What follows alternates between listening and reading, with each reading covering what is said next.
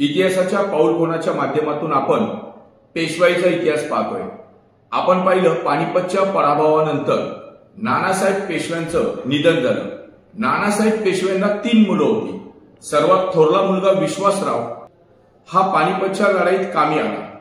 दुसऱ्या नंबरचे माधवराव आणि तिसरा धाकटा नारायणराव अशी 3 मुलं त्यांना होती। 62च्या सुमारास माधवराव पेशवे पदावर आरूढ झाले। माधवराव जेव्हा पेशवे पदावर आरूढ झाले होते तेव्हा मराठ्यांची स्थिती अत्यंत बिकट होती। पानिपतच्या भीषण पराभवाचं शल्य मराठ्यांना बोचत होतं। उत्तर हिंदुस्थानात मराठ्यांचा दबदबा हा कमी झाला होता।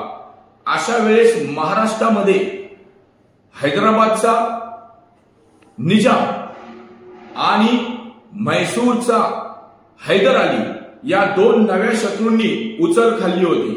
माधवरावने आपल्या अवघ्या 10 वर्षाच्या अल्प कालावधीमध्ये या दोघांचा तर बंदोबस्त केलाच, पण त्याचबरोबर उत्तर हिंदुस्थानावर स्वारी करून तिथे पुन्हा एकदा मराठी सत्तेचा दबदबा निर्माण केला। सर्व पेशव्यांमध्ये माधवरावांचं चारित्र्य हे अत्यंत निष्कलंक असं होतं। या 10 वर्षाच्या काळामध्ये त्यांना अंतर्गत शत्रूंनी खूप त्रास दिला। नावच घ्यायचं झालं तर सखाराम बापू बोकील आणि खुद्द त्यांचे सख्खे चुलते राघोबा दादा अशा बिकट प्रसंगी माधवरावांना साथ लाभली ती मराठे सरदारांची, विशेषतः शिंदे होळकर भोसले यांची। त्यांची पत्नी रमाबाई ही मात्र नेहमी त्यांच्या पाठीशी खंबीरपणे उभी होती। आई गोपिकाबाई हिच्याशी काही कारणास्तव त्यांचे मतभेद झालेले होते। माधवरावांनी आपल्या अल्पशा 10 वर्षाच्या कारकिर्दीत आधुनिकीकरणाचा साज पेशवाईवर चढवला। इंग्रजांप्रमाणे आपण तोफांचे कारखाने काढावे ही कल्पना सुचली ती पहिली माधवरावांना, तसा त्यांनी प्रयत्नही करून पाहिला।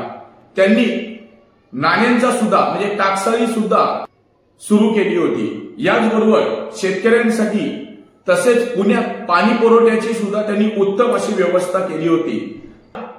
परंतु सन 1772च्या सुमारास या कर्तृत्ववान पेशव्याचं निधन झालं।